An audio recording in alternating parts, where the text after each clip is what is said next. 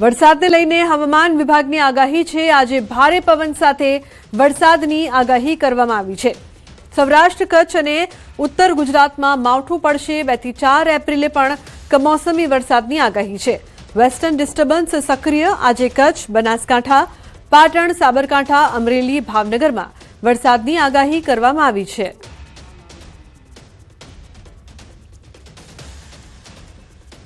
मार्च को और 31 मार्च के बाद 2 अप्रैल, 3 अप्रैल, 4 अप्रैल इसमें हल्की से मध्यम बारिश हम एक्सपेक्ट कर सकते हैं सौराष्ट्र कच्छ में और गुजरात रीजन दोनों में। इसके साथ ही अगर थंडरस्टॉर्म देखें तो झोंकों के साथ और तड़ित के साथ 30 से 40 किलोमीटर की हवा के साथ झोंकों के साथ उम्मीद है कि थंडरस्टॉर्म रहेगा। और आइसोलेटेड प्लेसेज में 31 को और 2 और 3 अप्रैल को, 4 तारीख को हम सिर्फ रेनफॉल एक्सपेक्ट कर रहे हैं।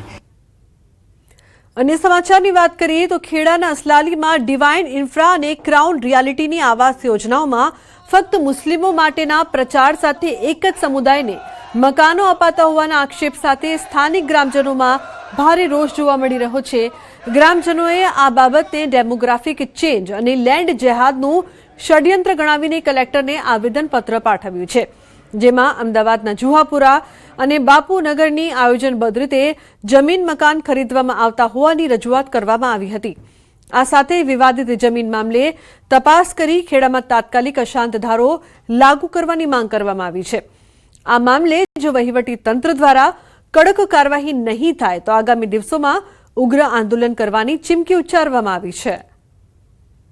ત્યાં આગળ 100% હિન્દુ બહુમતી વિસ્તાર છે અને ત્યાં આગળ જાણી જોઈને આ લોકો અહીં જમીનો લઈને જે માહોલમાં અશાંતિ ફેલાવવા માંગે છે એને અનુલક્ષીને પ્રજાજનો અહીં વિશ્વ હિન્દુ પરિષદના એક પ્રયાસ થકી સજાગ બન્યા છે અને આવનારા સમયમાં આના ઉપર પ્રશાસન કાયદેસર કાર્યવાહી કરે અને ન્યાયિક તપાસ થાય। આ વિષય એક ગંભીર મુદ્દો છે।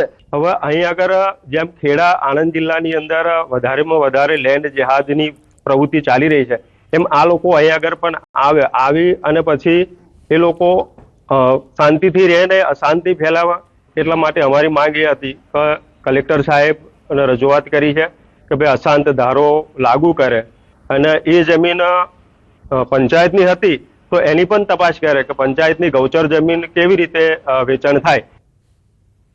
ભાવનગરના પાલીતાણામાં શેત્રુંજય પર્વત પર ફરી એક વખત સિંહે યાત્રિકોનો રસ્તો રોક્યો હતો। સિંહ ડુંગર પર રસ્તો ઓળંગતો કેમેરામાં યાત્રીએ કર્યો કેદ। પાલીતાણા શેત્રુંજય પર્વત પર અવારનવાર સિંહ જોવા મળે છે, જો કે વન વિભાગ દ્વારા પણ ડુંગર પર સતત વન્ય પ્રાણીઓની દેખરેખ રખાઈ રહી છે। હાલ સિંહનો વિડીયો સોશિયલ મીડિયામાં ખૂબ જ વાયરલ થઈ રહ્યો છે।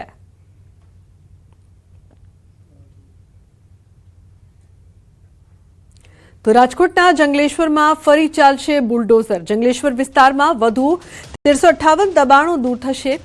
720 અરજદારોની 6 અપીલ રદ કરવામાં આવી છે। હવે ગમે ત્યારે 1358 દબાણ પર બુલડોઝર ફરશે। ગુજરાત મહેસૂલ પંચે સરકારી જમીન પર દબાણોને લઈને આપ્યો છે મહત્વનો નિર્ણય। 1.6 લાખ ચોરસ મીટર સરકારી જમીન ખાલી કરાવાશે।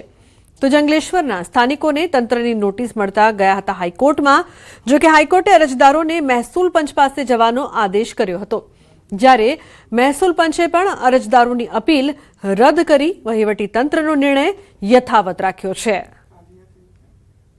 ડિમોલેશન થાય તો અમારી રીતે ક્યાંક વ્યવસ્થા તો કરવી। બાળ બચાવ અમે 10 જણા રહી છીએ ઘરમાં, કેટલા 10 જણા છે, અમારે 10 જણાની વ્યવસ્થા શું કરવી?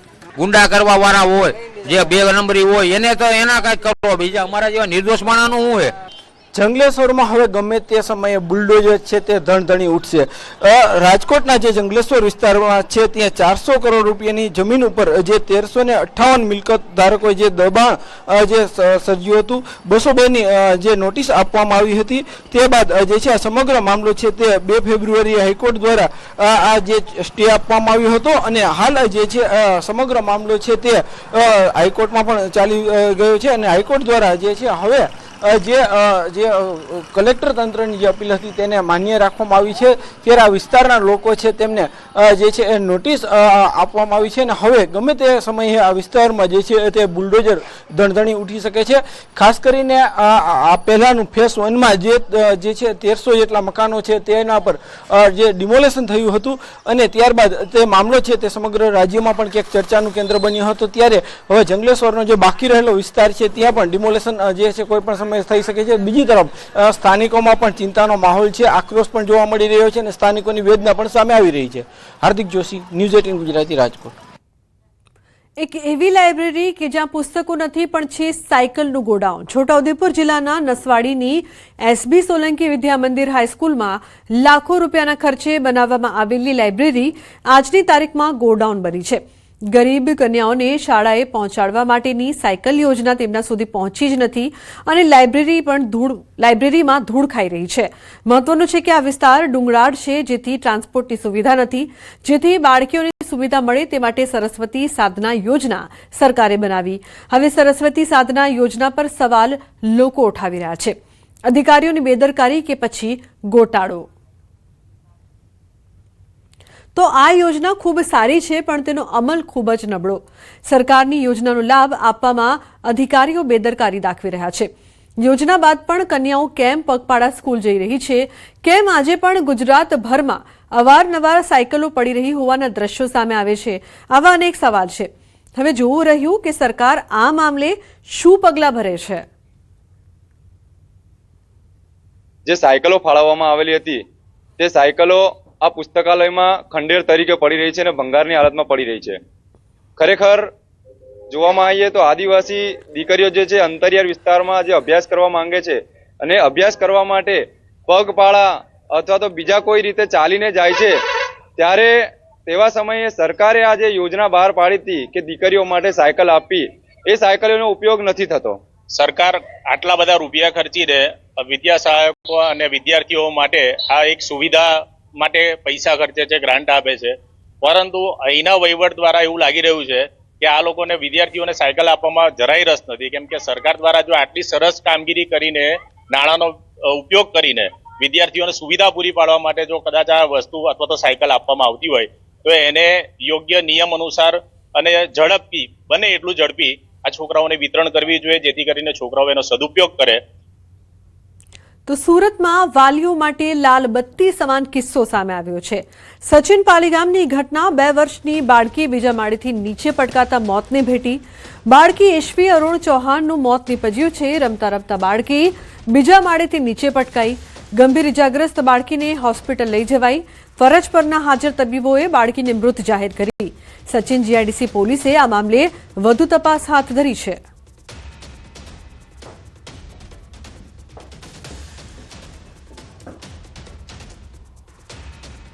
સમાચારનો પ્રવાહ યથાવત રહેશે. હાલ રોકાઈશું એક બ્રેક માટે. આપ જોતા રહો ન્યૂઝ 18 ગુજરાતી.